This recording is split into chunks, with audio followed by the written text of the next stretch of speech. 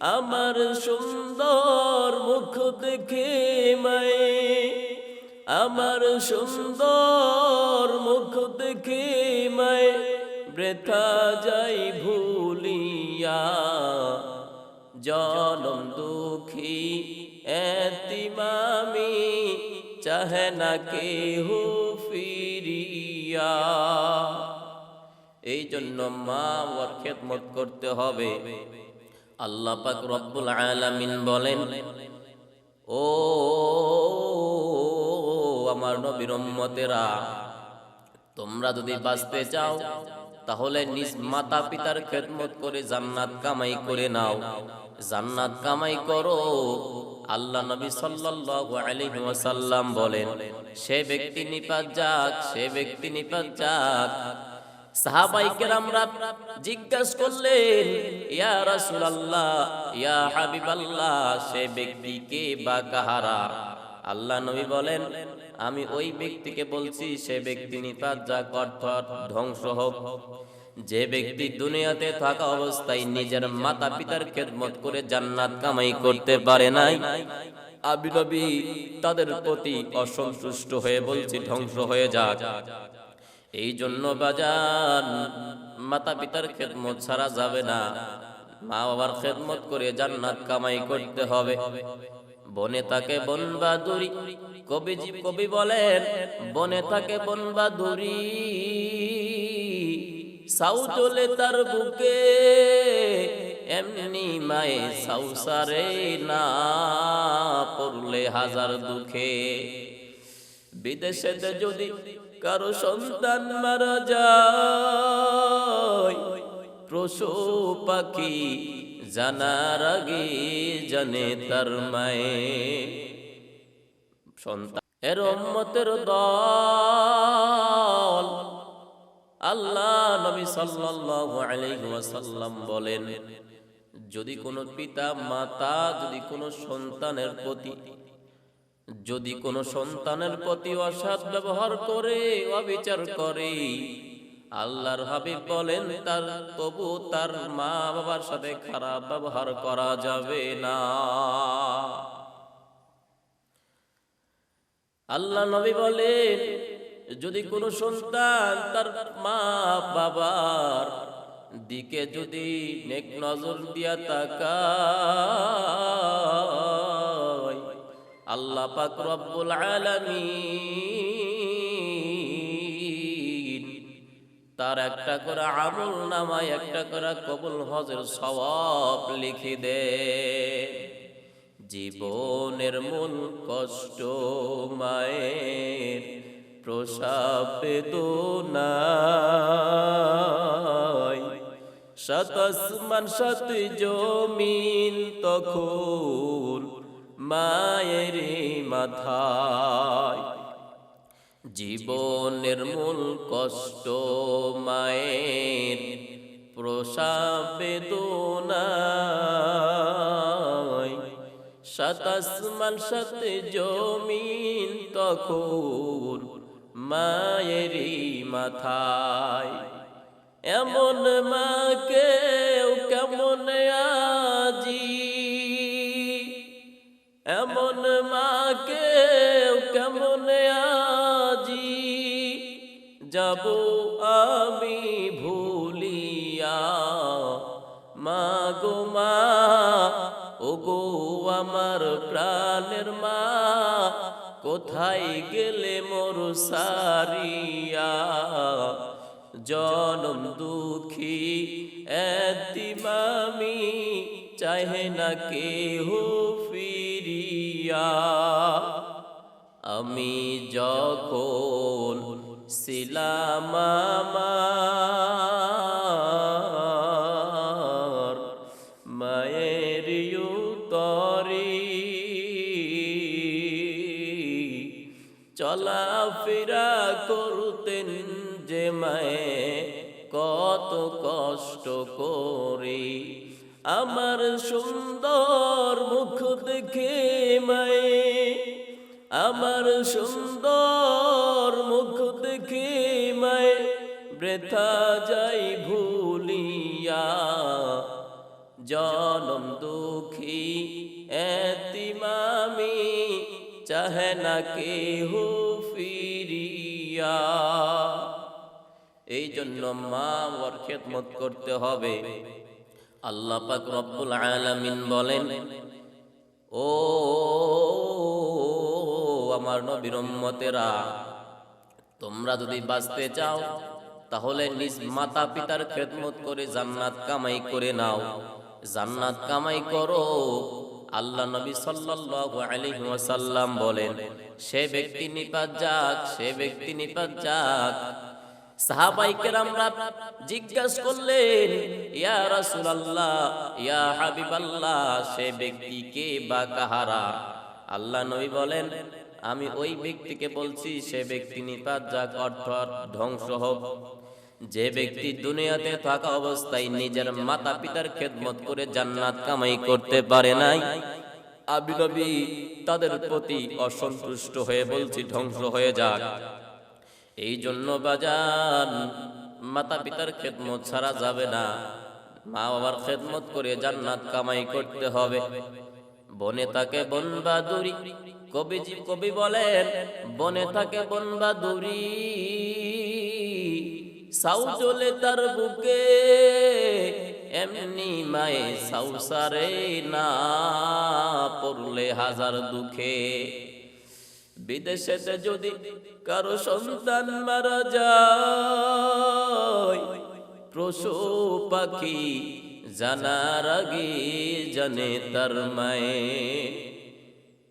সন্তান যদি কোথাও বিপদে পড়ে যায়, সন্তান যদি মারা যায়, সবার আগে খবর পাই তার মা।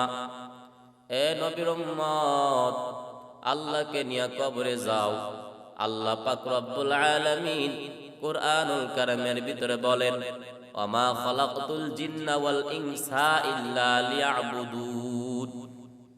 আল্লাহ পাক বলেন, আমি আল্লাহ পাক রব্বুল আলামিন মানুষ জিন জাতিকে সৃষ্টি করেছি একমাত্র আমি মালিকের ইবাদত করার জন্য, আমি মালিকের গোলামি করার জন্য পাঠাইছি।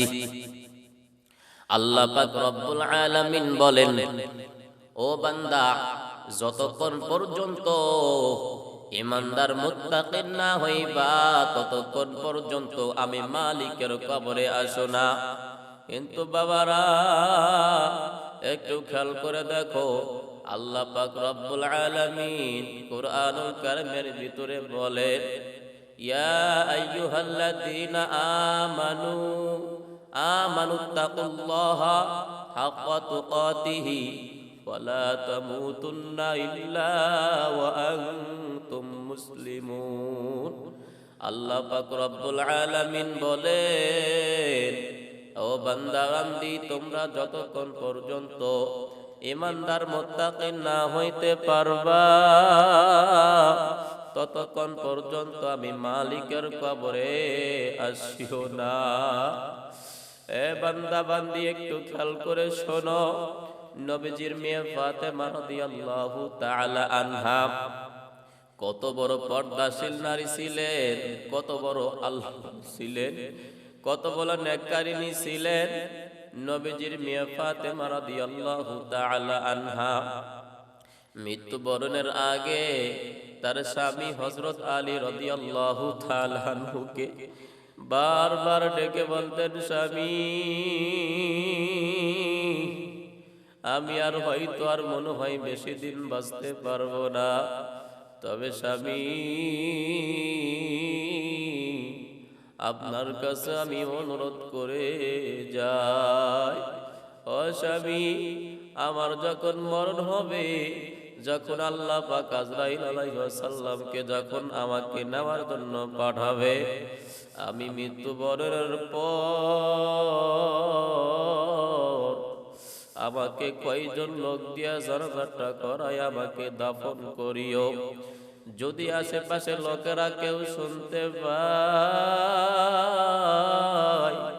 আমি নবীজির মেয়ে ফাতেমা কত বড় লম্বা ছিলাম, কেমন মানুষ ছিলাম, কেমন সুন্দর ছিলাম, আমি নবীজির মেয়ে ফাতেমার বড় ভয় লাগে না যেন জাহান্নামের আসামি হয়ে যাব। এ বান্দা বান্দি একটু গভীর মনোযোগ দিয়ে শোনো, একটু মনকে বুঝাও মন। ও পদ্মার আলোর আম্মা জানেরা, একটু মনকে বুঝাও মন। এমন একটা সময় আসলো, নতুন কাপড় পরিয়া, নতুন শাড়ি পরিয়া, নতুন কাপড় পরিয়া, নতুন শাড়ি পরিয়া স্বামীর সঙ্গে পালকের ভিতরে উঠিয়া গোপন আলাপ করতে করতে স্বামীর বাড়ি রওনা করলাম। আবার কিছু মাঝখানে কয়েক বছর অতিক্রম হওয়ার পর আবার এমন একটা সময় আসবে, এমন একটা পালকি তোমার আমার ঘরের দরজায় এসে হাজির হয়ে যাবে। ওই পালকিতে আমাকে তোমাকে সাদা কাপড়ের শাড়ি পরিয়া ঘর থেকে বেহির কইরা দিবে। মনকে বোঝাও মন। নবীজির মিয়া ফাতেমা রাদিয়াল্লাহু তাআলা আনহা কত বড় পর্দাশীল নারী ছিলেন, কত মানুষ ছিলেন, কত চরিত্রবান ছিলেন। নবীজির মিয়া ফাতেমা মৃত্যুর আগে ডাক দিয়ে কয়, আব্বু আমার মরণের পর কয়জন লোক দিয়া, কয়জন সাহাবী খবর দিয়া জানাজারটা করায়, কারণ বেশি লোক দিয়া জানাজার দিলে আমি ফাতেমার বড় ভয় লাগে, ও জাহান্নামের আসামি হয়ে যাইব। আল্লাহর বান্দারা একটু গভীর মনোযোগ দিয়ে শোনো। নবীজির মিয়া ফাতেমা রাদিয়াল্লাহু তাআলা আনহা কত পর্দাশীল ছিলেন। নবীজির ঘর, নবীজির মিয়া ফাতেমা রাদিয়াল্লাহু তাআলা আনহার ঘরে একদিন নবীজি একটা অন্ধ সাহাবীকে নিয়ে ফাতেমার ঘরে রওনা হয়ে গেলেন। ফাতেমা রাদিয়াল্লাহু তাআলা আনহা ডাক দিয়ে বলেন, আব্বু আপনি আবার কাকে নিয়ে আসতেছেন? ও আব্বু, আমি ফাতেমা পর্দাশীল নারী, পর্দা করি। ও আব্বু, আমার পর্দার খেলাফ হয়ে যাবে। আব্বু, আপনি কোন সাহাবীকে নিয়ে আসতে পারেন না? নবীজি ডাক দেখাই, মাগো তোমার ঘরে যাকে নিয়ে যাইতেছি বা যে সাহাবীকে নিয়ে যাইতেছি সেই সাহাবী তো অন্ধ, সেই অন্ধ সাহাবী তো তোমাকে দেখতে পারবে না। আল্লাহর বান্দারা একটু গভীর মনোযোগ দিয়ে শুনিয়ালাম। নবীজি এই কথা বলার পর ফাতেমা রাদিয়াল্লাহু তাআলা আনহা ডাক দিয়ে বলেন, আব্বু আমি ফাতেমা, যদি আপনার সাহাবী যদি আমি ফাতেমাকে যদি না দেখে, আমি ফাতেমা তো দেখি, আমার ফাতেমার বড় ভয় লাগে না যিনি জাহান্নামের আসামি হয়ে যাইব? ও আল্লাহর বান্দারা একটু গভীর মনোযোগ দিয়ে শোনো। নবীজি দুনিয়া থেকে মৃত্যুবরণের আগে তার পরিবার সকল লোকদেরকে ডেকে বললেন, এ হযরতে হাসান হুসাইন, এ আলী, এ ফাতেমা, তোমরা নিজেরা জাহান্নামের আগুন থেকে বাঁচো, এরপরে কবরে যাইও। এ আল্লাহর বান্দারা একটু গভীর মনোযোগ দাও। নবীজির মিয়া ফাতেমা রাদিয়াল্লাহু তাআলা আনহাকে যখন জানাজারটা করাইলো, জানাজারটা করার পর কয়জন সাহাবীদের মধ্যে একজন সাহাবী ফাতেমার কবরের কাছে রওনা।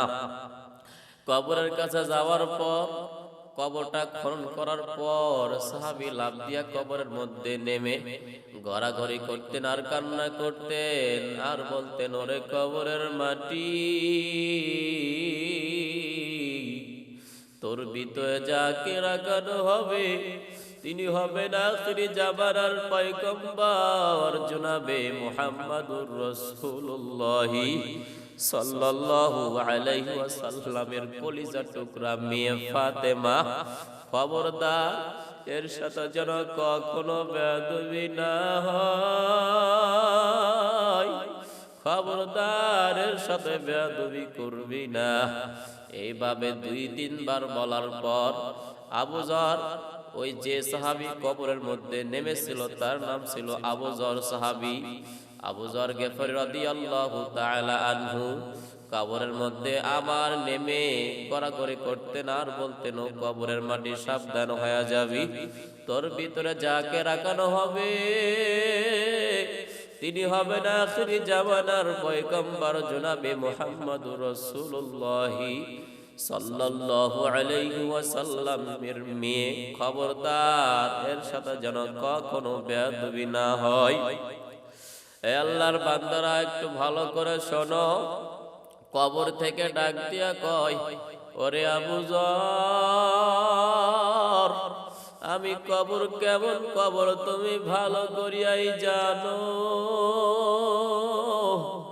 আমি কবরে কোনো বদলের গরম চলবে না, আমি কবরে কোনো বংশর গরম চলে না,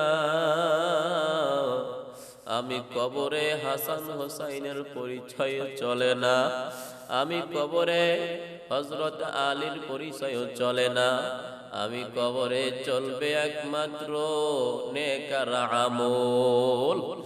আল্লাহর বান্দা এই কথা যখন কবরের মাটি বলল, আবু যর গিফার রাদিয়াল্লাহু তাআলা আনহু কবর থেকে লাফ দিয়া উঠিয়া এমন জোরে একটা দৌড় দিল, শেষ পর্যায়ে আবু যর গিফারি সাহাবী রাদিয়াল্লাহু তাআলা আনহু, আবু যর গিফারি রাদিয়াল্লাহু তাআলা আনহু সাহাবী অজ্ঞান হয়ে মাটিতে হাবুডুবু খায় আর বলে, মাবুদ গো, নবীজির মেয়ে ফাতেমার যদি এই হালত হয় তাহলে আমাদের কি অবস্থা হবে? ও আল্লাহ, আমাদের মাফ করো। আয় আল্লাহ, তুমি আমাদেরকে মাফ করে দাও। এত টাকা রাখবা কোথায়?